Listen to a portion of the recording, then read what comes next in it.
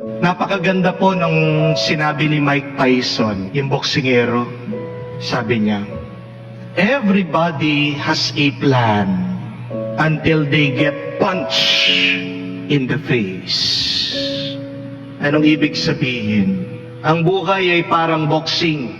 Pagplaplanuhan mo, aayusin mo, mangangarap ka, pero kahit gaano ka pa nakahanda, may paraan ang buhay para bugbugin ka, para suntukin ka. At ang masama, hindi lang minsan isang suntok tuloy-tuloy na suntok, tuloy-tuloy na bugbog. Tapos minsan, nakadown ka na, tatadyakan ka pa. Ganyan ang buhay. At gigisingin ka, papakita sa'yo yung plano mo, walang kwenta. That is how hard and difficult life is.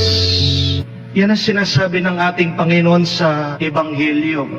Asahan nyo na may darating na sakuna. Asahan nyo na may darating na mga masasamang bagay sa inyong buhay. Pero, huwag kayong mababalisa, sabi ng ating Panginoon. Pinapaalala ng ating Panginoon, pakaplano-plano nyo, pakahanda-handa nyo, darating ang 1-2 punch ng buhay, ang hirap ng buhay. Pero, ang tanong, ano ang gagawin mo pag ang buhay sinisira niya yung pinagpaplanuhan mo? Una, lumaban ka. Lumaban ka pa rin kahit na nasaktan ka na sa buhay.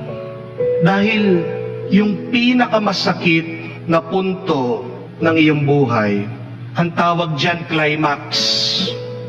Hindi pa yan yung ending. Hindi pa yan yung katapusan. Yung po mga mahilig manood sa atin ng pelikula, alam nila yan. Yung pagkakaiba ng climax sa ending. Ano yung climax? Yan yung malapit na yung katapusan. Yan yung labanan. Yan yung tagpuan ng mabuti at ng masama. Yan talaga yung gitgitan, yung barilan, yung suntukan, yung talagang labanan. Mahirap. Siguradong may mamamatay, siguradong may masusugat, siguradong may masasaktan. Pero tandaan mo, hindi pa yan ang katapusan. Dahil ang ending, yun yung pag natalo mo na yung kalaban mo. Ang ending, yun yung pag nanalo na yung mabuti. Kaya, pag sinabi ng asawa mo sa'yo, hindi ka na niya mahal, climax pa lang yan, hindi pa ending. Pag nalaman mo na may iba yung asawa mo, hindi pa yan yung katapusan. Huwag mo isipin, guguho ang mundo mo, tapos na ang buhay mo. Pag sinasabi ng asawa mo na iiwan ka na niya, hindi pa yan yung tapos. Kahit na nalaman mo na nabuntis yung anak mo, na siya pala yung inaasahan mong mag-ahon sa inyo sa kahirapan, that's not the end.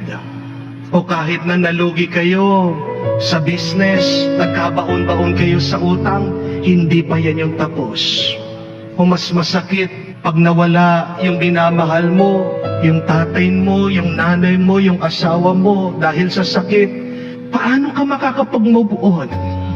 I tell you, that is not the end.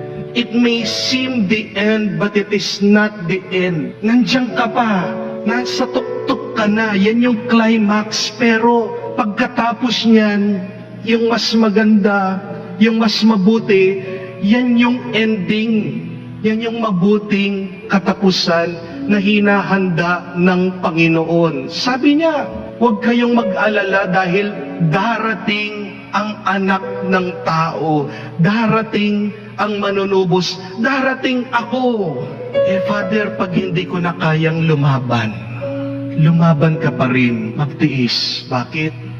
Kasi darating yung kasangga mo, ang Diyos. Kung hindi mo na kayang lumaban, lalaban ang Diyos para sa iyo. Di po ba ganyan din sa pelikula, sa mga palabas na pinapanood natin?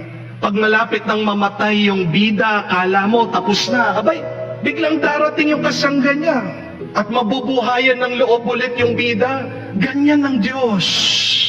Yung handa na tayo na mamatay.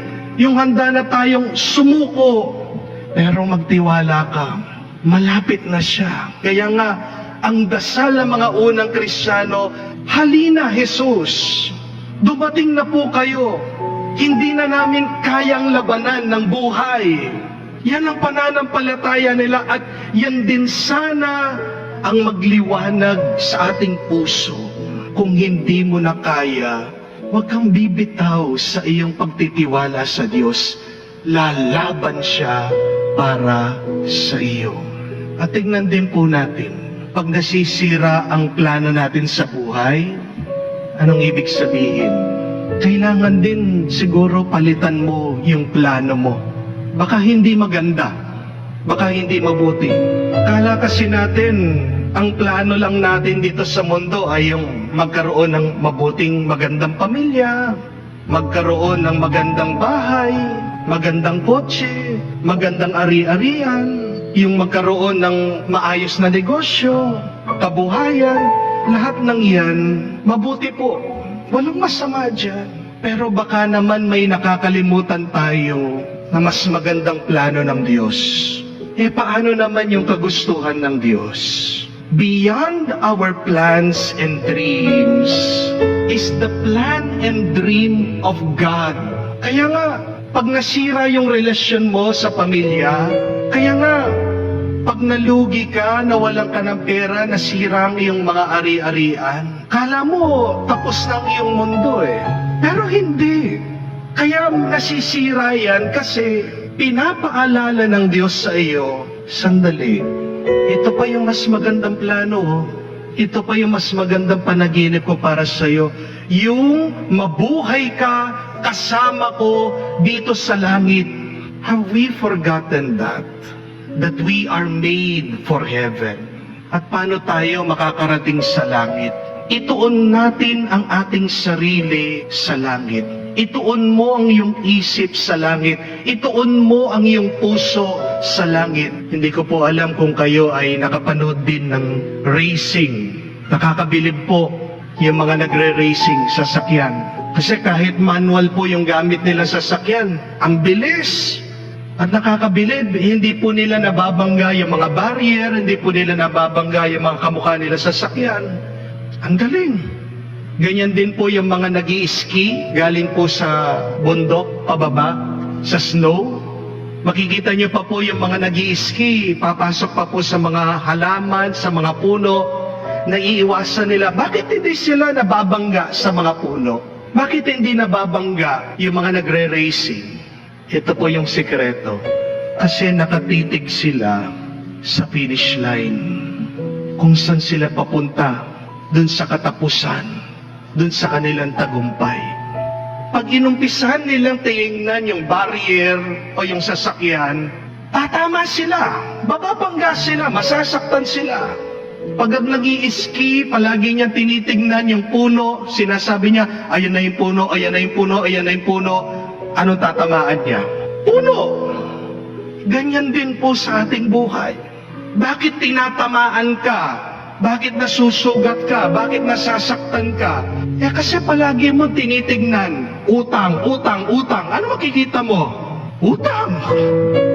Pag palagi mong binibigyan ng panahon, tinitignan mo, buwisit, buwisit, buwisit. Ano makikita mo? Nakangiti? Masaya? Buwisit. Pagkagising mo pa lang, tinitignan mo, malas, malas, malas. Anong mararanasan mo? Swerte? Malas. Pero pag tinitignan mo, binibigyan mo ng panahon, kagising mo, grasya, grasya, grasya. Anong makikita mo? Anong makukuha mo? Anong mararanasan mo? Hindi ba grasya? What you focus, you receive. Where you focus, you shall arrive. Kung ang tingin natin, ang tuon natin sa langit, sa Diyos, sa Kanyang grasya, yan ang matatanggap natin at diyan din tayo makakarating. Saan ka nakatingin? Kung dito lang sa mundo, mananatili ka lang dito sa mundo. Kung nakatingin ka sa langit at sa Diyos, makakarating ka sa Diyos.